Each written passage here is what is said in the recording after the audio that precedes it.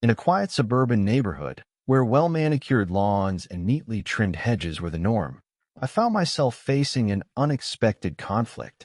My beloved dog Max, a spirited golden retriever with a heart of gold, had a penchant for barking. He loved to greet passers-by, alert me to squirrels in the yard, and most importantly, express his excitement whenever I returned home from work. While I cherished his enthusiastic personality, it seemed that not everyone shared my appreciation for his vocal flair. One sunny afternoon, I received a letter from our homeowners association. The formal tone of the letter struck me immediately. "Dear resident, we have received complaints regarding excessive noise from your property." My heart sank as I read further. The HOA had imposed a fine due to my dog's barking, and the amount was enough to make my jaw drop. The letter suggested that if the issue persisted, further action could be taken. It felt like a punch to the gut. After all, Max was just being himself. As I sat on my porch that evening, watching Max chase after butterflies with boundless joy, I felt torn between my love for my dog and the pressure of conformity imposed by the HOA. I understood their desire for peace and tranquility in our neighborhood, but it seemed unfair that I should be penalized for Max's exuberance. As I reflected on the situation, frustration bubbled inside me. How could I explain to Max that his joyful barks had become a nuisance? Determined to take action rather than simply paying the fine or ignoring the problem, I began brainstorming potential solutions. Perhaps there was a way to teach Max some new behaviors, something that would not only keep the HOA off my back but also enhance our bond. Little did I know that this decision would lead me down an unexpected path of creativity and connection with my furry companion. That night, as I lay in bed contemplating my next steps, inspiration struck. If barking was an issue, then maybe teaching Max a new trick could be our best course of action. It was time to turn this barking dilemma into an opportunity for growth, both for Max and me. The next day, I decided to face the HOA's response head-on. I meticulously reviewed the letter that had arrived in my mailbox, and as I read through it again, I felt a mix of anger and disbelief. The HOA had outlined their rules regarding noise disturbances in black and white, emphasizing that residents must maintain a peaceful environment. For a moment, I could see their point. After all, nobody wants to live next to a barking dog. But this was my Max we were talking about, not just a noise complaint. The fine imposed was a hefty sum for me, especially considering it felt undeserved. I recalled the countless times Max had brought laughter and joy into my life, and yet here I was, being penalized for his exuberance. Questions raced through my mind. Were there no allowances for a dog's personality? Did the HOA have no appreciation for the love and warmth pets bring to their owners? As I pondered these questions, frustration turned into determination. In an effort to resolve the situation amicably, I decided to reach out to the HOA board. I drafted an email explaining my side of the story, detailing Max's friendly nature and emphasizing that he only barked when excited or startled. I even shared anecdotes about how he would greet neighbors with wagging tails and slobbery kisses rather than hostility. To my surprise, I received a prompt reply from the HOA chairperson. While they acknowledged my concerns, they reiterated the importance of adhering to community guidelines. They suggested that I consider potential solutions to mitigate the barking, perhaps keeping Max indoors during peak hours or seeking professional training. Although their suggestions felt somewhat dismissive, I could sense their intention was to foster harmony within our neighborhood. However, as the back and forth continued, it became clear that simply adhering to their rules would not be enough. I needed a proactive approach. That evening, while sitting on my porch with Max by my side, I realized that merely communicating with the HO wouldn't resolve our barking dilemma. If I wanted to keep both my dog and my neighbors happy, it was time to take action that would allow Max to express himself while respecting our community's peace.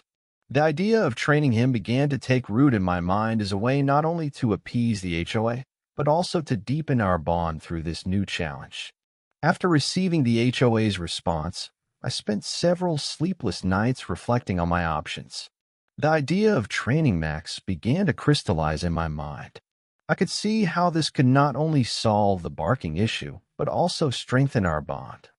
Teaching him a new trick seemed like a positive outlet for both of us, a way to channel his energy into something constructive rather than allowing it to manifest in disruptive barking. The more I thought about it, the more excited I became. Training was an opportunity to engage with Max in a meaningful way. It would allow me to redirect his enthusiasm while also enriching his life with new skills. But which trick should I focus on?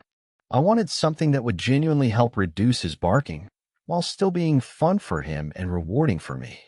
I started researching various training techniques online and found that many dog owners had successfully taught their pets commands like quiet or enough. These commands seemed perfect for our situation. They would give Max a clear understanding that he needed to tone it down when necessary, yet still allow him to express himself in other ways. I was particularly drawn to the idea of teaching him quiet, as it would not only address the barking issue directly, but also empower him with self-control. With a newfound sense of purpose, I mapped out my plan.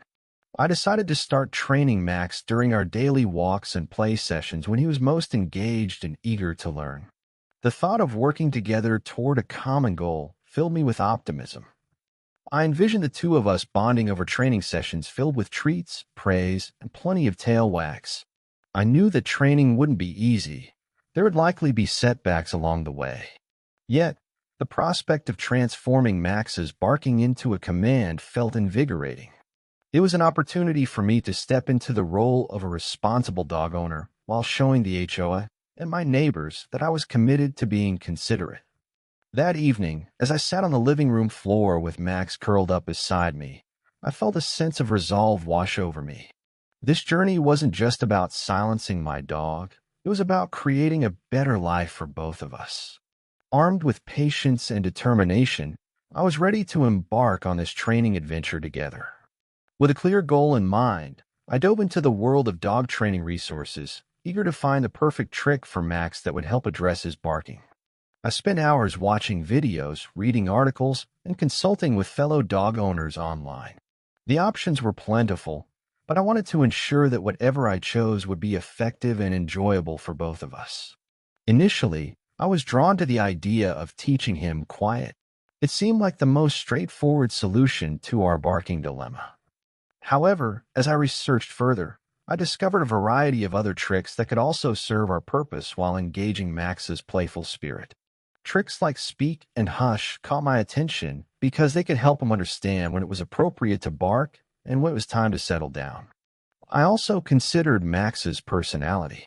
He was an enthusiastic dog who thrived on interaction and praise. Any trick I chose needed to harness that energy positively. The last thing I wanted was for him to feel restricted or bored by the training process. So I decided to combine the commands. Teaching him both speak and quiet could create a fun dynamic where he learned to express himself but also understood when to tone it down. I envisioned our training sessions becoming lively exchanges filled with excitement. Max loved treats, so incorporating positive reinforcement would be essential. Each time he successfully performed a command, he would receive a reward. This would not only motivate him, but also foster a sense of accomplishment. To prepare for our first training session, I gathered some high-value treats and set up a calm space in our living room. I wanted to minimize distractions while we focused on learning together. As I sat there, surrounded by the anticipation of what was to come, I felt a wave of enthusiasm wash over me. This was more than just about curbing barking. It was about building trust and communication between us. Ultimately, I settled on starting with both speak and quiet. This dual approach would give Max the chance to embrace his natural instincts while also learning the importance of moderation.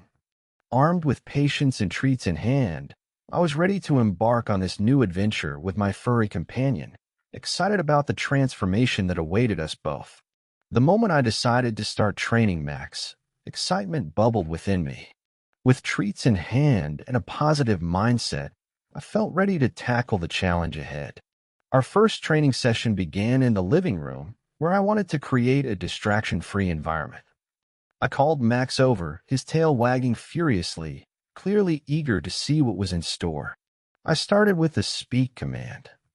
Holding a treat just above his nose, I encouraged him to bark. Max, speak, I said enthusiastically. He looked at me curiously for a moment before letting out a joyful bark. I quickly rewarded him with a treat and showered him with praise. His face lit up as he realized that barking resulted in something positive. We repeated this several times, and soon he was barking on command with increasing enthusiasm. After about 10 minutes, it became clear that Max was catching on quickly. His playful nature made the process enjoyable for both of us. However, I knew I had to balance this with a quiet command to manage his barking effectively. Transitioning between commands would help him understand when it was appropriate to express himself and when it was time to settle down. For the quiet command, I tried another approach. After getting him to bark on cue, I then held a treat close to my chest and waited for him to stop barking. As soon as he paused, even for a brief moment, I praised him and gave him the treat. This approach took a bit more patience, but gradually he began to understand what I was asking of him. During our sessions, there were moments of sheer delight mixed with challenges.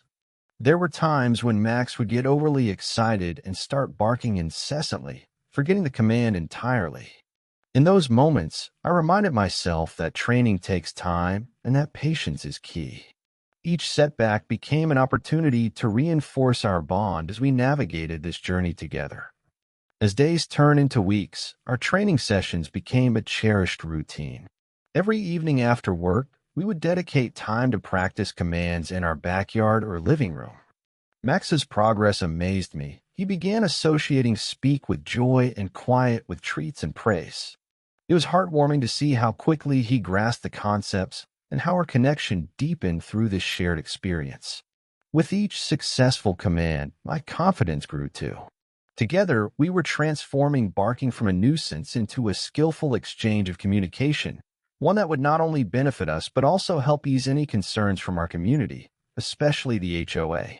As our training sessions progressed, I began to notice a shift not only in Max but also in the reactions of our neighbors. Word had spread throughout the community that I was actively working on curbing Max's barking, and many residents seemed intrigued by our efforts. The first positive sign came one afternoon when Mrs. Thompson, an elderly neighbor with a soft spot for dogs, stopped by while I was practicing commands with Max in the yard. "Oh my, is that Max?" she exclaimed with a smile as she watched my golden retriever happily responding to speak. "He sounds so much better." Her praise warmed my heart.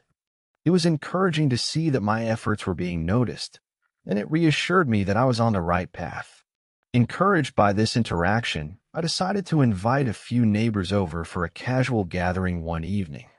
I thought it would be a great opportunity to showcase Max's progress and demonstrate how well he had adapted to the commands. As friends and neighbors arrived, I felt a mixture of excitement and nervousness. What if they still viewed Max as just a noisy dog next door? However, as soon as the gathering started, I asked Max to speak and then quiet.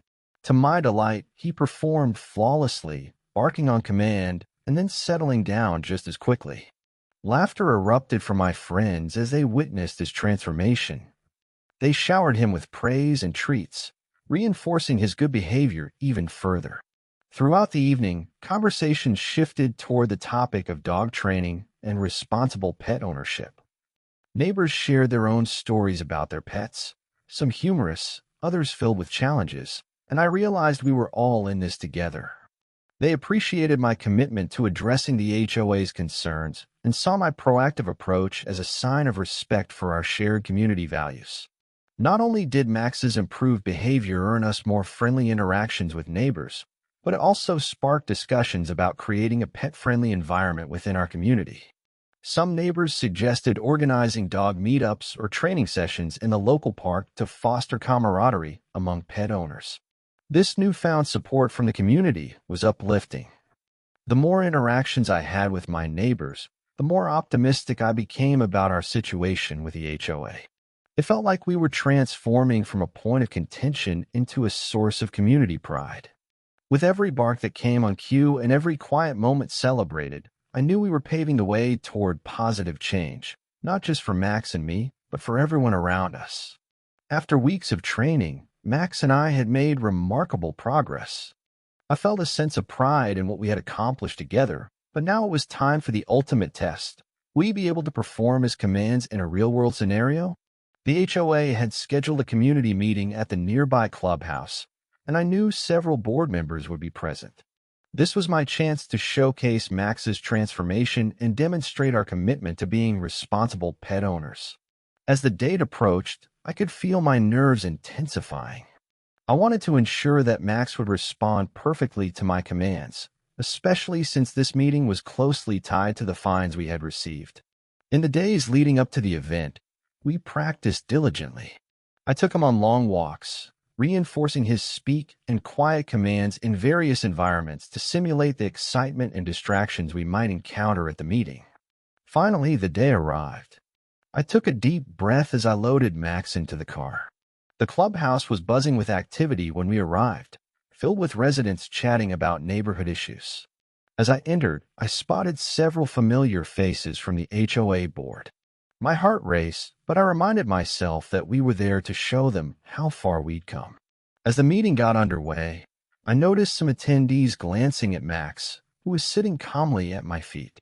When it was my turn to speak, I stood up and shared our journey, how Max had been fined for barking, and how we had worked together to train him.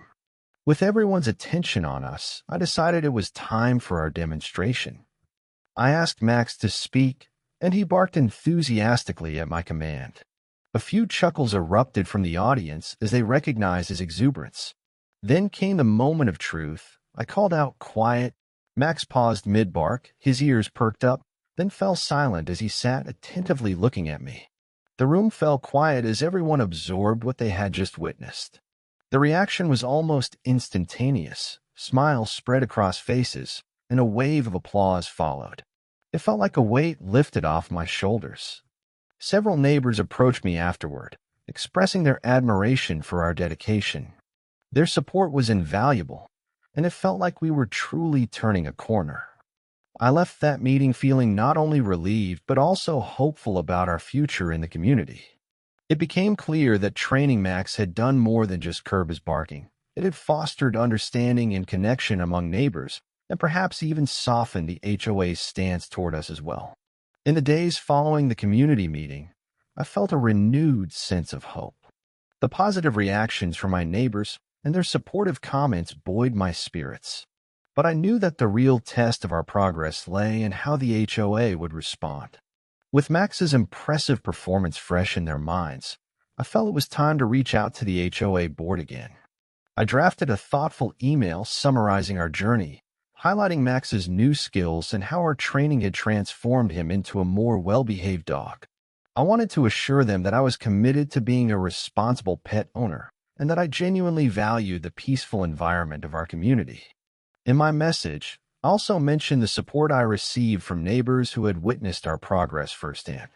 To my surprise, the HOA chairperson responded quickly, expressing appreciation for my efforts and acknowledging the positive changes they had observed. They invited me to meet with them in person to discuss our situation further. This was an opportunity one couldn't pass up. It felt like we were finally moving toward resolution.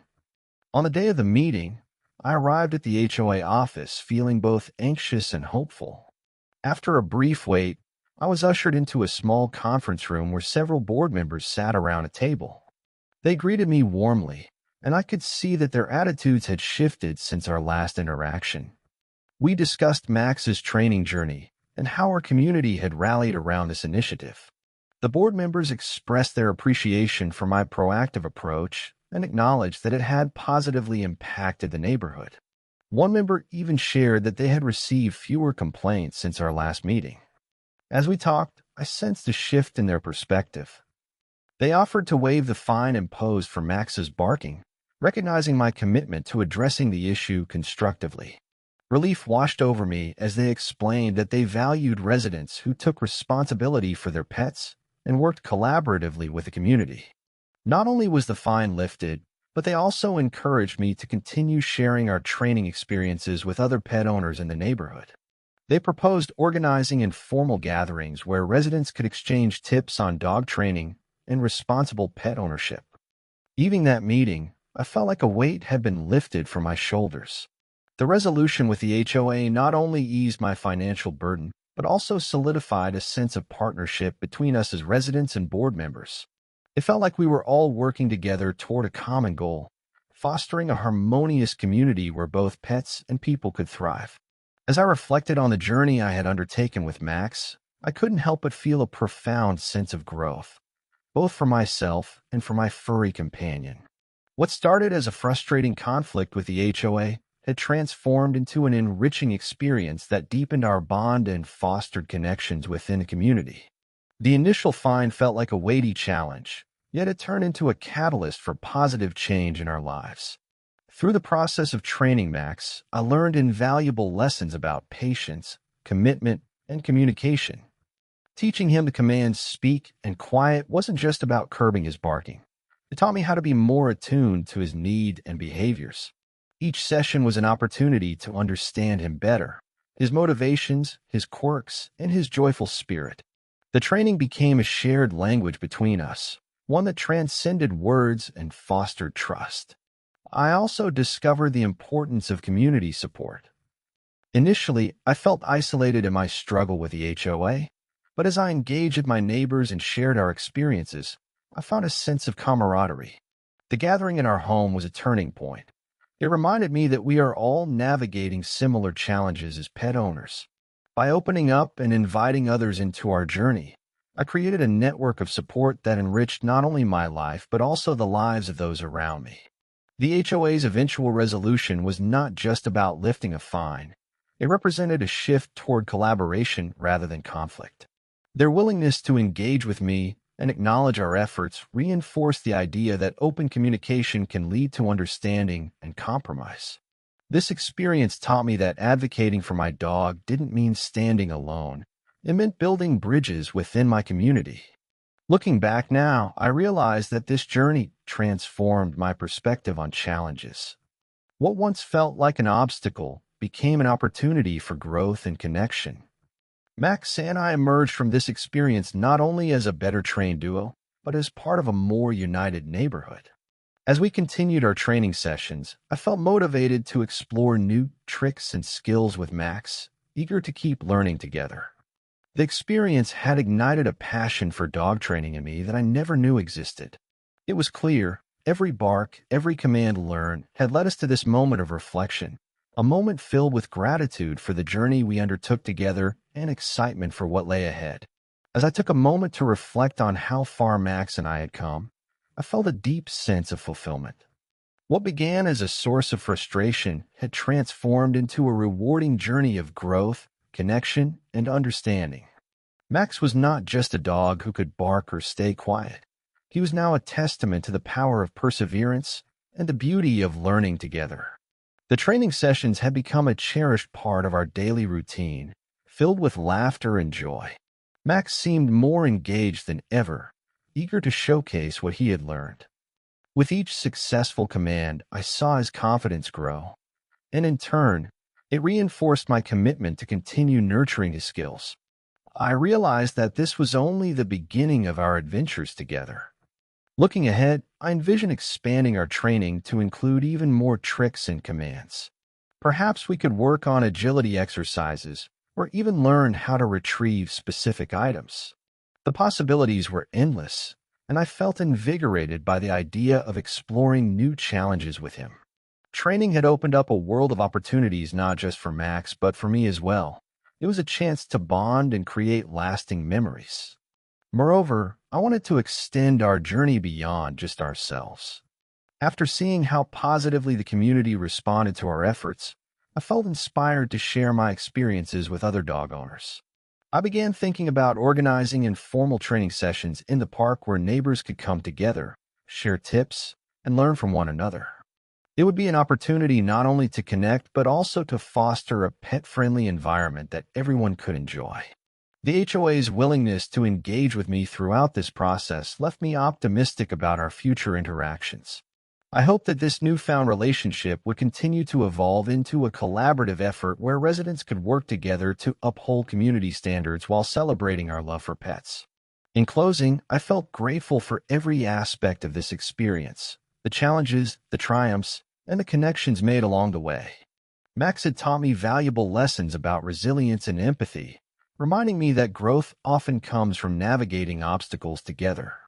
As we stepped into this new chapter, I was excited about what lay ahead, a future filled with more tricks, deeper bonds, and a vibrant community where both pets and their owners could thrive in harmony.